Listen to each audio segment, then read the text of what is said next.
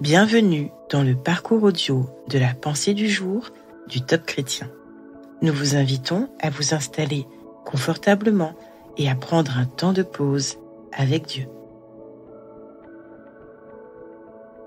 L'erreur est humaine, de David Nolan. C'est pourquoi les faiblesses, les insultes, les difficultés, les souffrances et les soucis que je connais pour le Christ, je les accepte avec joie. Oui, quand je suis faible, c'est à ce moment-là que je suis fort. 2 Corinthiens, chapitre 12, verset 10. Je ne sais pas d'où vient cette fausse croyance. La majorité des chrétiens pensent que nous devrions être parfaits, ou du moins montrer une image parfaite aux yeux de l'Église et du monde. La réalité, c'est que nous sommes des êtres imparfaits. Nous sommes une humanité brisée. Voici ce que Peter Scazzero dit. La pression qui consiste à présenter de nous-mêmes une image à la fois forte et spirituellement unifiée plane sur la plupart d'entre nous.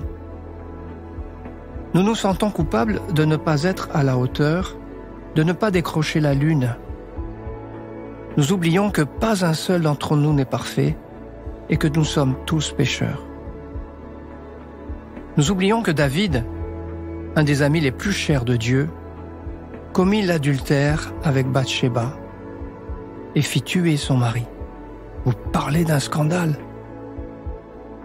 Combien d'entre nous n'auraient pas effacé cela pour toujours des livres d'histoire, de peur que le nom de Dieu soit déshonoré? C'est vrai que la Bible ne cache pas les défauts et les faiblesses de ses héros. Par exemple, Moïse était un meurtrier. La femme d'Osée était une prostituée. Pierre a renié Jésus. Noé s'est saoulé. Jacob était un menteur. Élie a fait un burn-out. Jérémie était dépressif et suicidaire. Et pourtant, ils ont réellement servi le Seigneur à leur époque et ils ont été agréés par lui. Pourquoi penser que nous devrions être meilleurs que tous ces héros de la foi? C'est pourquoi j'ai décidé d'accepter ceci dans ma vie. Premièrement, 10% des gens ne m'aimeront peut-être jamais. Deuxièmement, 10% des choses que je ferai échoueront peut-être. En faisant ainsi, j'enlève les pressions malsaines et je ne suis pas déçu si le rejet, la critique ou l'échec viennent à arriver. Cela m'aide à continuer à courir ma course avec passion pour le Seigneur, malgré tout. Et je vous invite à faire de même. Avez-vous la pression de ne pas être à la hauteur de ce que l'on attend de vous? Prenez le temps d'écouter ce que Dieu veut vous dire à ce sujet.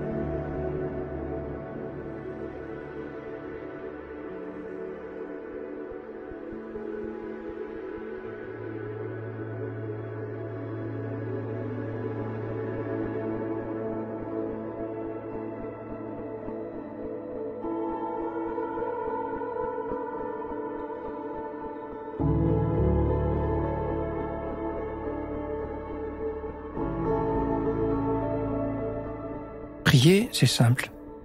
Parlez à Dieu comme avec votre ami le plus proche. Dieu vous aime et il peut tout entendre. Voici un exemple de prière. Père, tu connais la pression de la culpabilité, le sentiment d'indignité que je peux ressentir quand je me trouve dans une position d'échec. je te demande de m'aider à surmonter cela et à accepter que toi seul es parfait.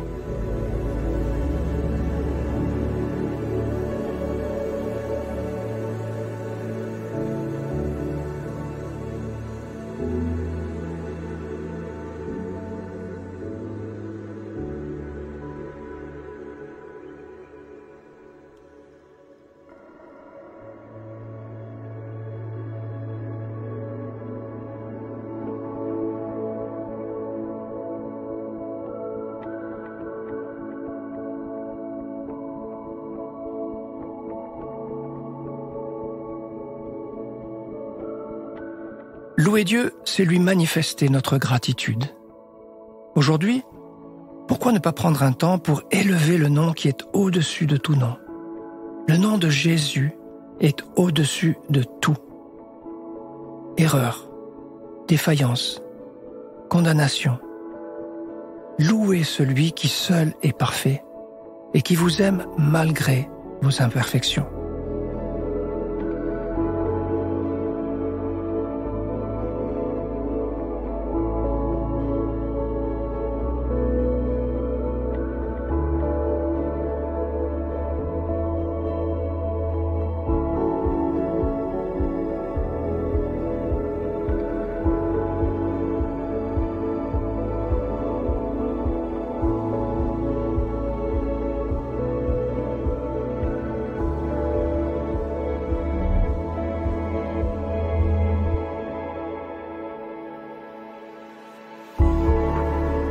À présent, notez ce que vous pouvez faire pour aller plus loin.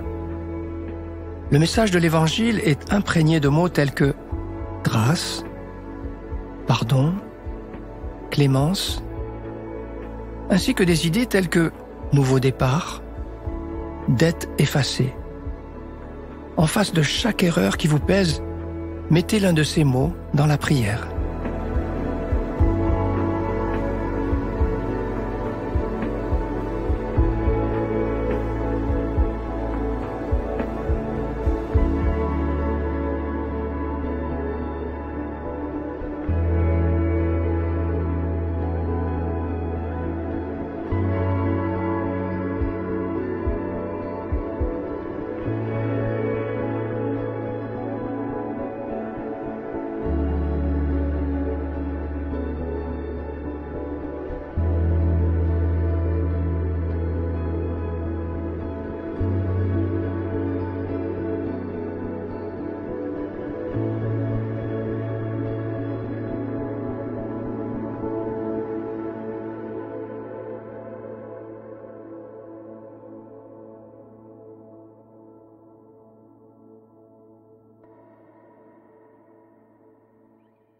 Notre parcours du jour se termine.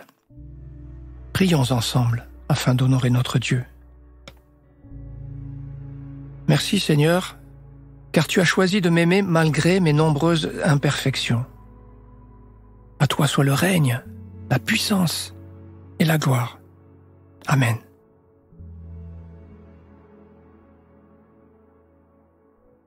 Nous espérons que ce temps de pause avec Dieu vous a ressourci. Rendez-vous demain pour un temps de Séla avec la pensée du jour.